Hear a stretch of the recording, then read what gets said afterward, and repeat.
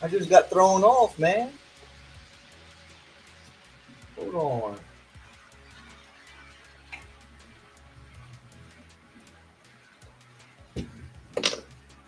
Hold on, guys. I just got thrown off.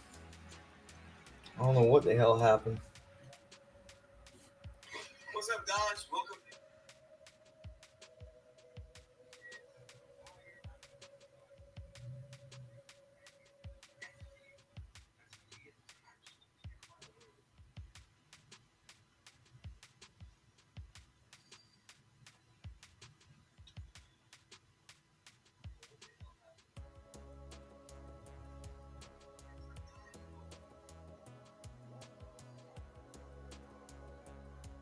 Okay, we just got thrown off, and I restarted it.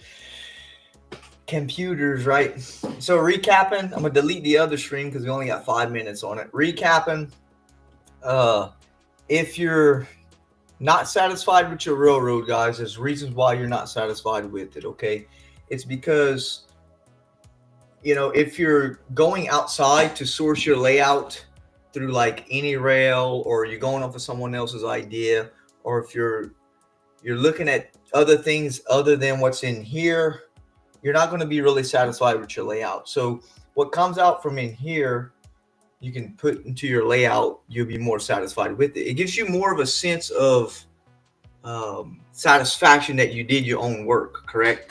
So that's what we're recapping on the other stream. I'm gonna leave the other stream up so you can go check it out, what we're talking about. Okay, so to wrap it all up with that, uh, to be more satisfied again, do it yourself, right? It's a learning technique. Building a railroad is a learning technique. You're not going to know everything from the get go. I promise you, you're not going to know everything. You're going to mess up a lot, rip out a lot, and keep doing everything over and over till you get it right, till you're satisfied with it. And that's what's fun about model railroading, okay? It's not just throwing something down and say, hey, look, I got a little train and a track and I'm done, right? It's not that simple.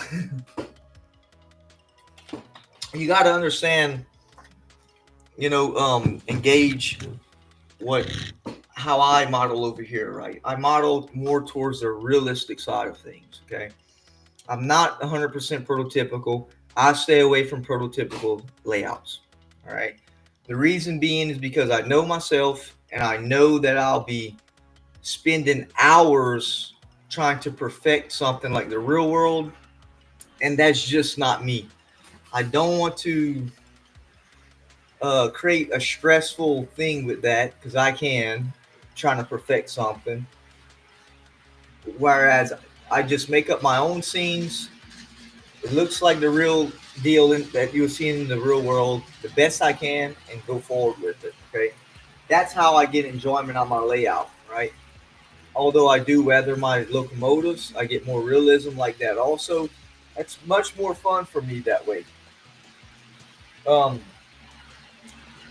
If you're afraid to weather your locos, don't be. Just grab an airbrush and start weathering.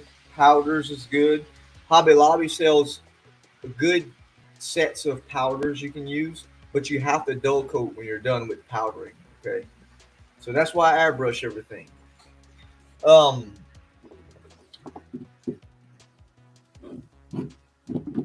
Make sure you know what scale you want to play in. Make sure, because once you start spending money in this stuff, it's not cheap. It gets expensive. We were just relaying the other day on that short train I had. It was like almost $500 just for that little short train I was talking about in my live the other day. It had a few cars behind it and the locomotive. I mean, just with the cars and that locomotive was almost 500 freaking bucks. Things get expensive, man.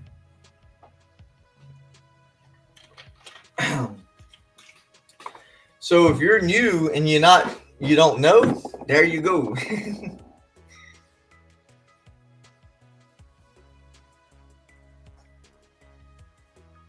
Power train. So yeah, follow your heart in model railroading, guys. Don't copy somebody else's stuff. That's their deal. Do what's going to be most important for you, and you're going to find more enjoyment, and you want to be able to want to keep your layout. You know, that's what makes it. That's how you get satisfied with your stuff. So, but David, you know how you know this? Because I've been there. I've done that. I've tore down many layouts in the past. I think that's a lot of, you know, somebody sees something that's better, and they try to incorporate their stuff. It's not. Do your own deal, and you'll see that you'll have more fun with it.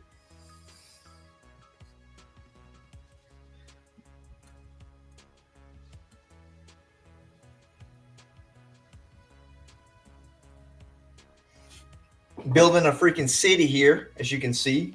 That thing is coming together nice. That means I got to get back to 3D printing. And again, this scene here is something that I created off the top of my head. Even the buildings, we sized them, and we glued everything together.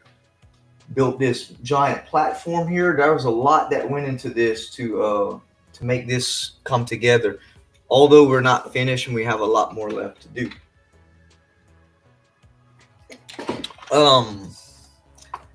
What else is?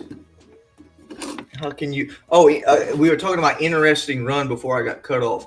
Yeah, make your scenes interesting. Like instead of like a flat run with your track, you can make little slight grades. You can make them run through farmland. You can make them run through mountains. Any kind of interesting scene is going to make your layout more interesting than just a circle. You know, we can't get around. People like to say this. They call it a loop layout. They pick on that. They say, "Oh, it's just a loop layout. It's boring." And that can go both ways with a switching layout back and forth. That's even more boring, right? So incorporate you switching, a loop.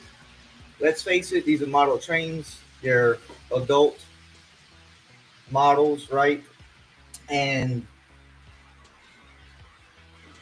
for me, the loop is going to be number one. Continuous run. You can relax and see your trains run. And if you want to switch, you can incorporate it into your looping.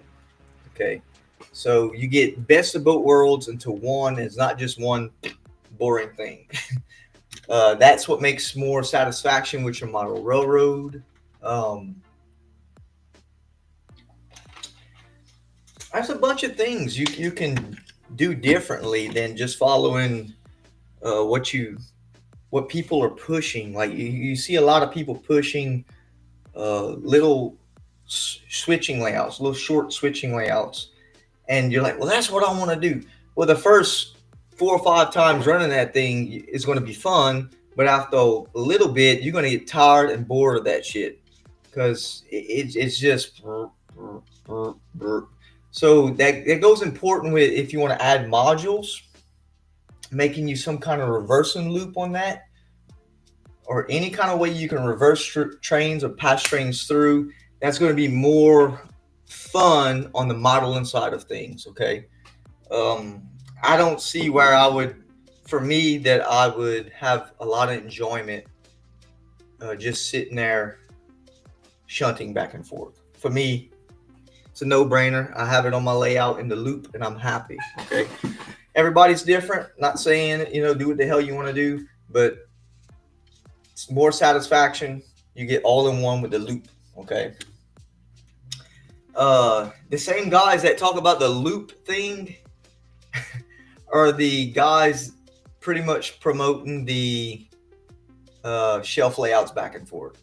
And it's like they're shooting themselves in the foot, and they're like, why talk about that whenever you know damn good and well going back and forth is boring. So beginners, don't believe all that.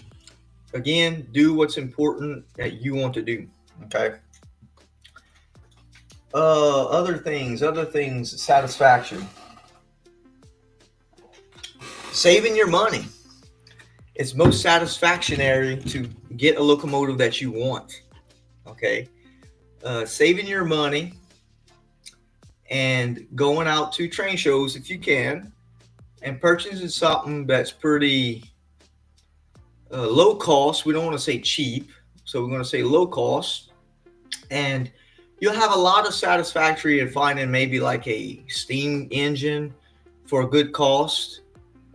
Um, you see that your money went somewhere towards a good locomotive, right? Uh, that's good satisfactory in modeling, also saving money. It always is.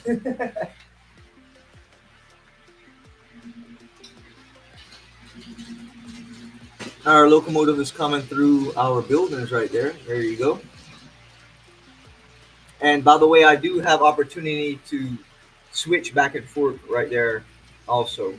But it's just so nice to sit here and watch trains loop around. Like, to me, that's model railroading.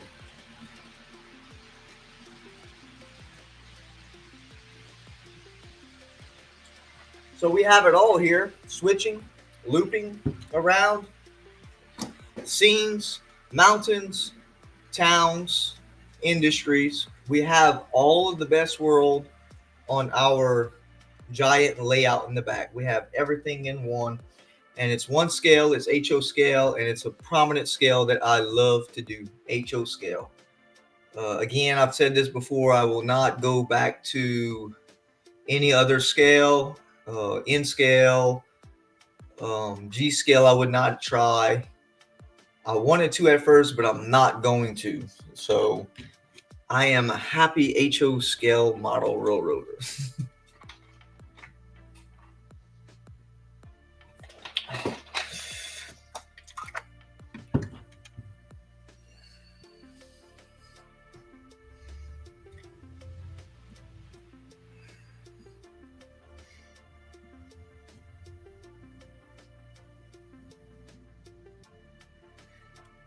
Will I be adding more layout? That's a good question. Somebody was asking, will I be adding? And the answer is no, I will not be adding no more layout. We have enough layout, plenty of layout. This shop is 60 foot long, and with this L run here, we're looking close to 70 something foot of run one way. I have hundreds of feet of track displayed on this layout. I don't even want to add up the cost, although that would be a taxing thing to do, is for me to go around and add in every piece of track that I have, which I'm not going to do. So high cost, and I did not build this overnight. So that means this railroad's here as long as I'm going to be here. I don't think I'm tearing this out because it's too much money I have involved in it, and I'm satisfied with it. I have everything I need. Excuse me, and it's just a beautiful, functioning, working layout.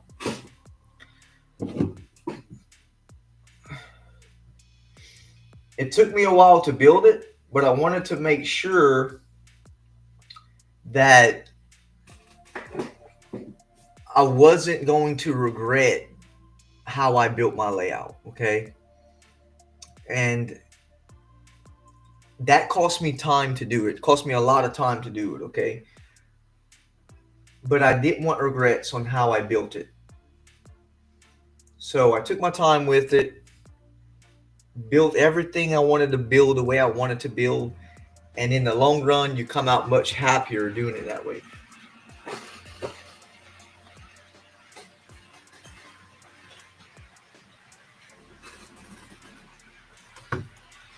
Love to hear that locomotive come in, man. The sound, I don't think y'all can hear it through the mic.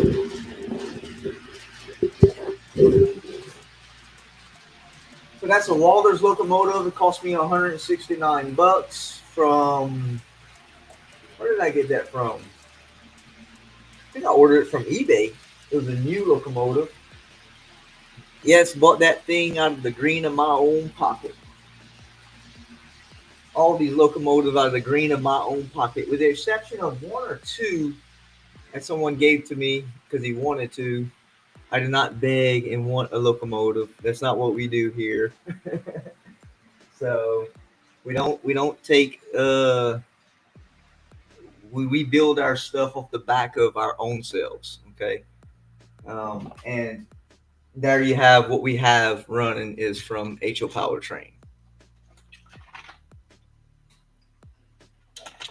Everything built over here is off the back of HO Powertrain, and we don't beg, borrow, and steal from no one.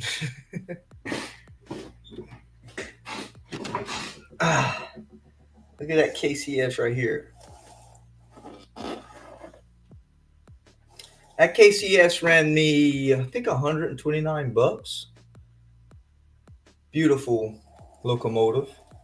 It's pretty fast though. It's an Athearn, and it's a beautiful color scheme. There you have it, guys. So yeah, that was the topic of today. Was for surely being satisfied with your own layout because you built it the way you wanted to build it. Okay, it's if you're showing your stuff or if you're in a club layout, a club layout is built with everybody's involvement, and everybody got their own piece to incorporate into a club layout. But that's not what this is here. It's like a club layout, but it's it could be, but it's all built from one person. Okay, that's what makes it unique, in my opinion, and it's just beautiful to see that come together like that. Okay, it makes it yours, and you'll be satisfied with it.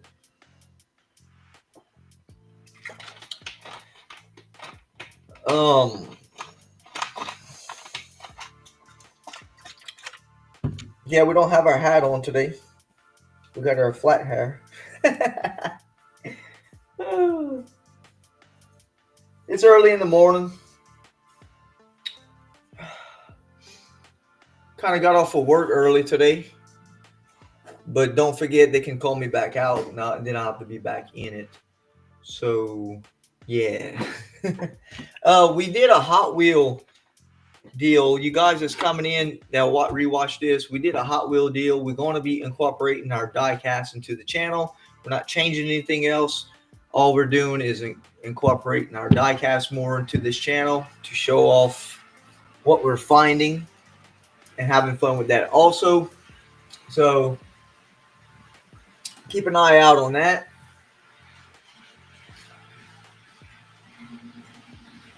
I don't want to start another channel, whereas I can just do it on here. Okay, so 1 or 2 videos a week, or perhaps one every week, is going to be the thing to do with our Hot Wheels. If you have any questions, always leave a comment down below and let me know, and we'll answer it the best we can.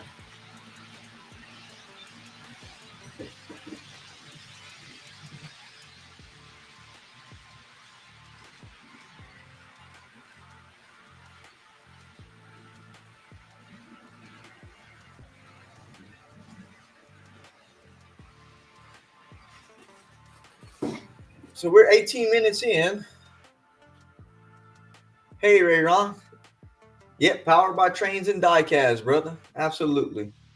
Yeah, we're not changing nothing. I think I have it in my description that we do the Hot Wheels also, but I mean, you can see here. I feel like these Hot Wheels are just being left behind, and I'm still collecting, but I'm not talking about them. So definitely more videos on my diecast. I am a hobbyist. I do RC, I do it all, but I'm stuck right now with my trains for sure. And really stuck with my diecast, man. I love finding these diecast cars. I got some good diecast cars that's worth some good money. Really good money. So yeah, true, Rayron. So yeah, that was the topic today. Was are you satisfied with it? It'll save you from tearing up your layout, whereas you can get it right the first time. Right? And it's possible to get it right the first time with your track plan. It's just you have to figure out, as you. For me, I can see things right. I can see how my layout's coming together, and I understand what I want to do on my layout, so I just do it, and I'm happy with it. But if you're going off of plans that someone else made, or you've seen something that someone else did, you're not going to get the full enjoyment out of your railroad like that. That's why you build it to your standard. When you're starting off, you're finished. It goes a long ways like that.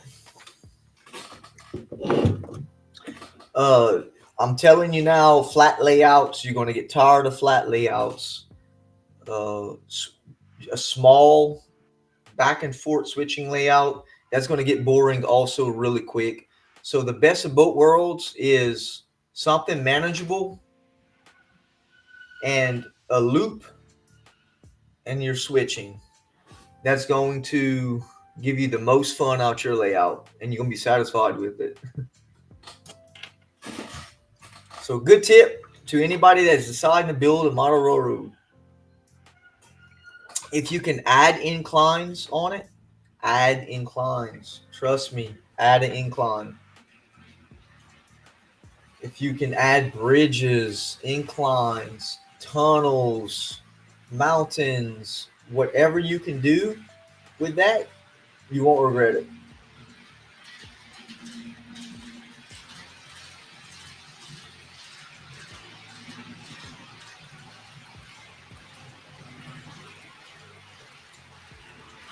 Can't believe those co-loads stayed on the track. Damn.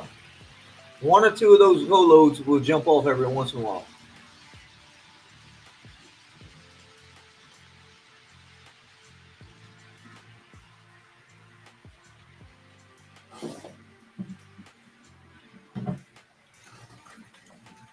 Yes, sir.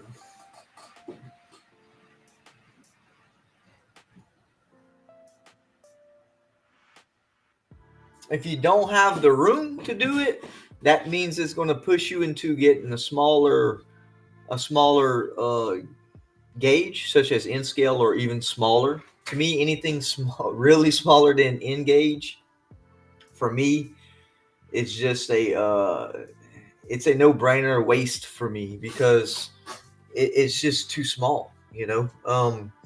In scale is going to be, if I really had to do it, it'd be a big choice just to step down into in scale. If something was to happen, or God forbid, this thing burns down. Excuse me. And I wanted to do it again. In scale would be a hard thing for me to go back into. Right? It's just too small, and I got out of it because of the buildings. Okay, couldn't sit there with little tweezers and build buildings. HO is bad enough, much less in scale. So in scale, that's pretty much the limit if I really had to do it again. But other than that, HO, nothing bigger than HO. I like HO. It just seems like HO scale is the right scale. I don't know, just something about it. It's a good size, man.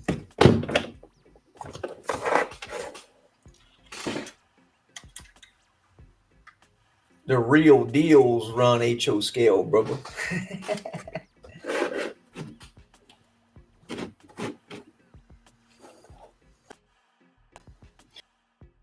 Another bad thing that can get people unsatisfied with their model railroad is screwing up on their track work, screwing up on that. So if you're using like flex track, the more realistic side of things, you can have unsatisfactory track work. Your trains will derail all the time, and you won't know why, and you'll get aggravated with it and tear down your railroad. And it's all because of your track work, right? You got to do good track work. You got to have stable track work. Glue it for me. I glue it down good.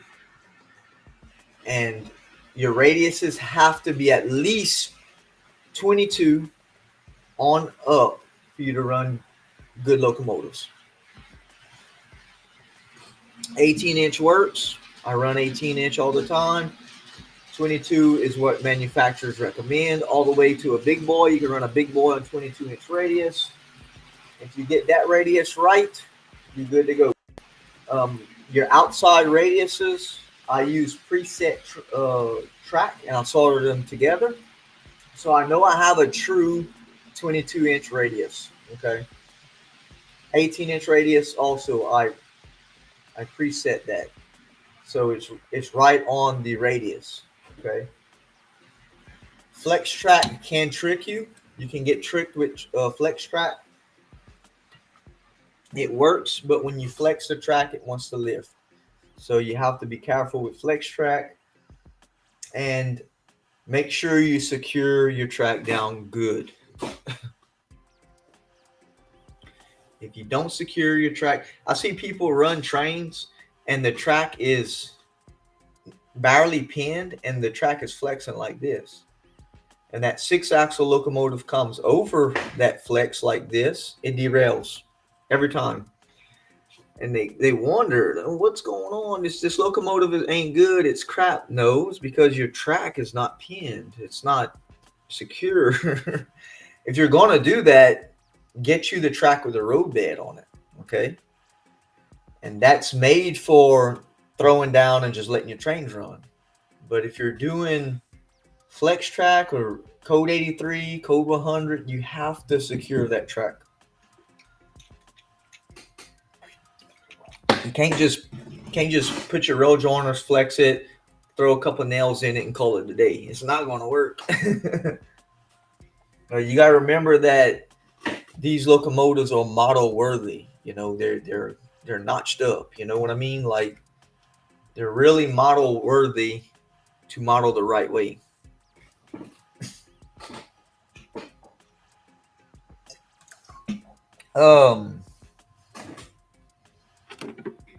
Yeah.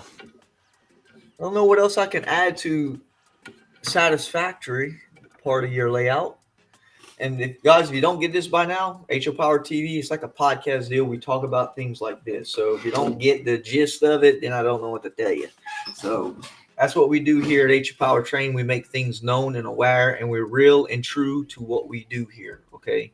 So I can't help you if you don't get it, you don't understand. Can't help you with that. Want to be part of this?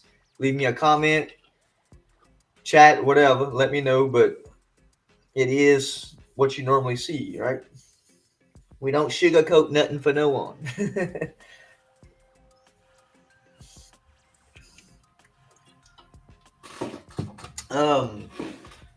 What else, guys?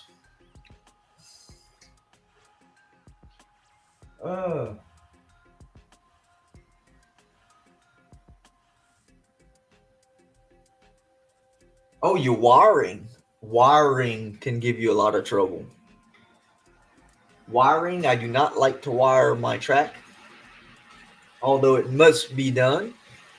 And if your track is not wired right, or if you're not soldering in the right spots of your track, where it needs to be soldered, where you need a track feeder, you're going to have a headache, and you're not going to understand why your trains are not operating correctly, and you're going to be very unsatisfied with your stuff. So depending on how you're wiring up your railroad, make sure you have good connections. Okay. Make sure you have good connections.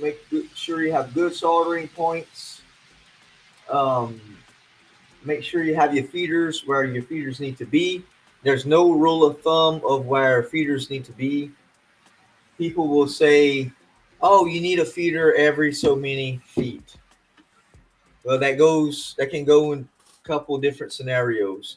If you don't solder your track, then yes, you need feeders every joint of flex track. Because wherever joint of flex track you have and you don't solder, you can have a potential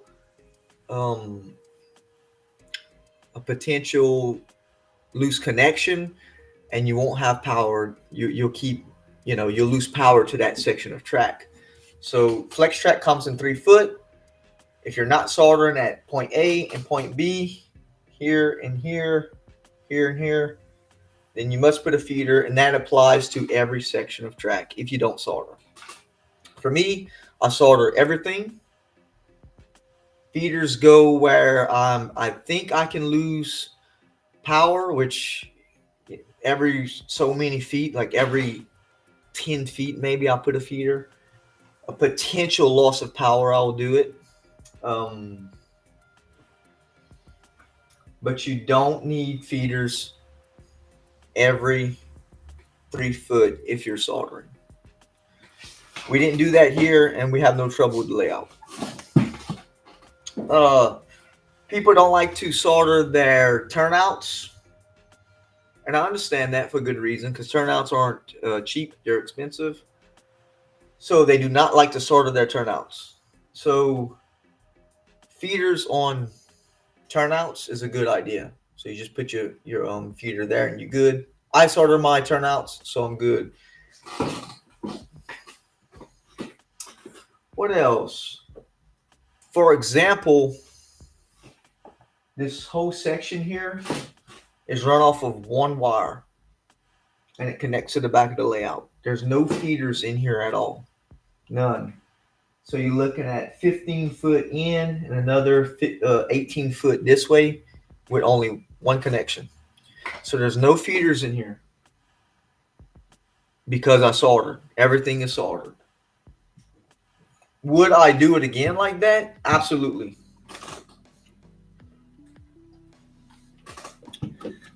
There are so many things out there that you will see how other people do their stuff, and that's fine. That's how they do it. That's on them, right? But I'm telling you now, if you're getting confused on feeder work and how you should do that, I just told you, and it pretty much works. Okay. Because I have good connection, I run one MRC DC power pack in here, and it runs the entire layout in the back. That's because I got good connection.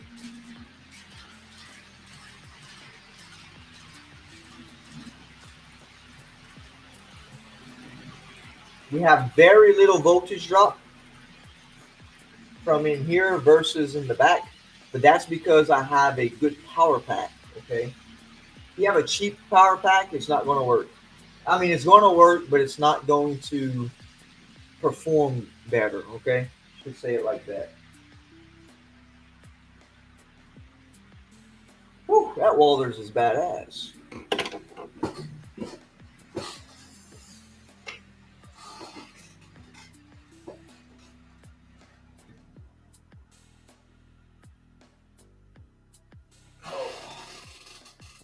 Oh man, the work week got me going this week, man. My back is freaking killing me. All right. What's another good thing? I should make me a list so we'll know. A solid base. Okay, if you're starting a model railroad, make sure your base is good.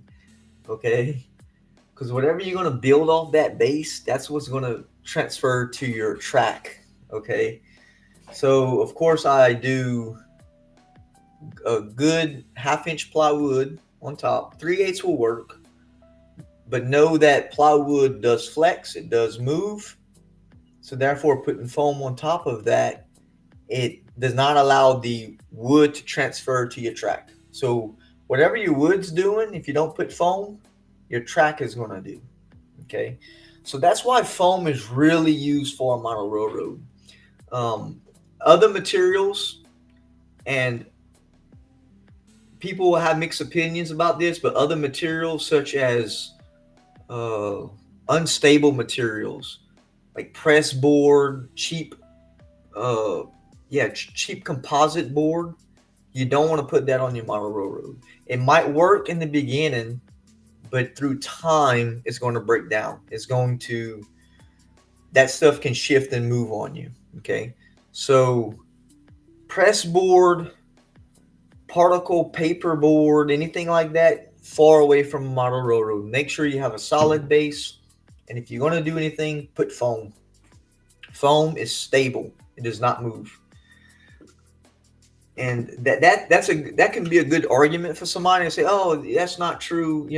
Particle board don't. Yes, particle board does move. It does shift.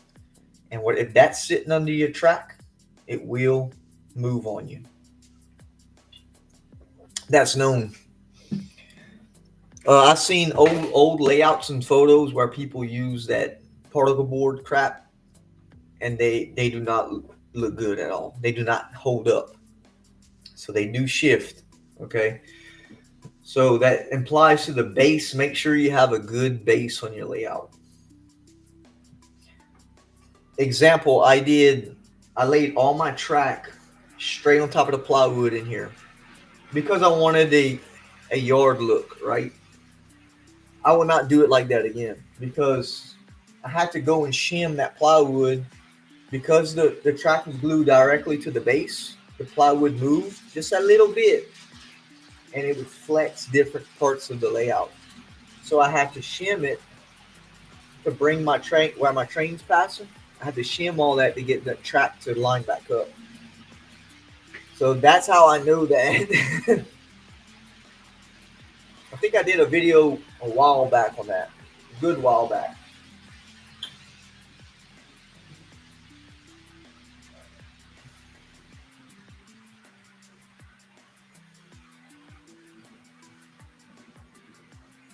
Um, if you're doing like roads on your layout, if you're doing road work on your layout, I do either plaster. Plaster is more stable, or I do drywall. Drywall is stable, but it does crack, which is good for roads. Okay. If you do anything like wood, foam, or any kind of other materials in time, that stuff can expand and lift on you, curl up and lift. Unless you glue it down real good, it might not, but that can pose a problem to your roads in the future. Wood could. I know wood can, because wood known for shrinking and moving. So if you're gonna do it, make sure you glue that down good. Um, that's why I do plaster. It's kind of like the real deal. I don't like to paint the roads because it doesn't look realistic to me. So I just do plaster or drywall. That whole yard is drywall and it's got little spider cracks in it. Looks beautiful. Love it. So I continue to do my roads that way. I'll turn the camera and show you the parking lot.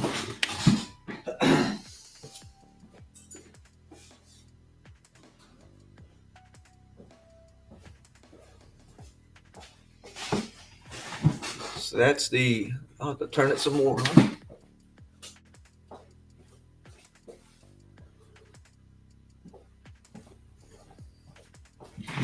That's the parking lot, and all that is plaster. All of that right there, plaster. And would I do it again like that? Absolutely.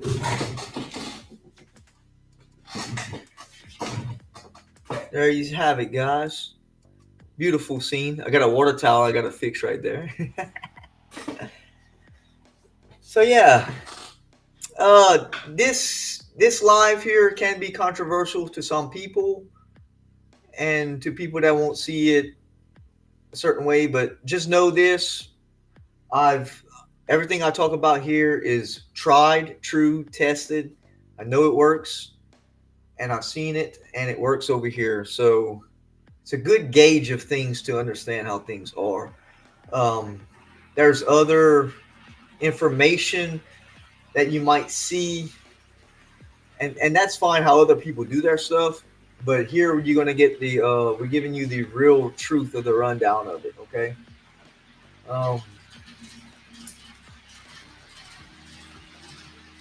Because I know it to be right.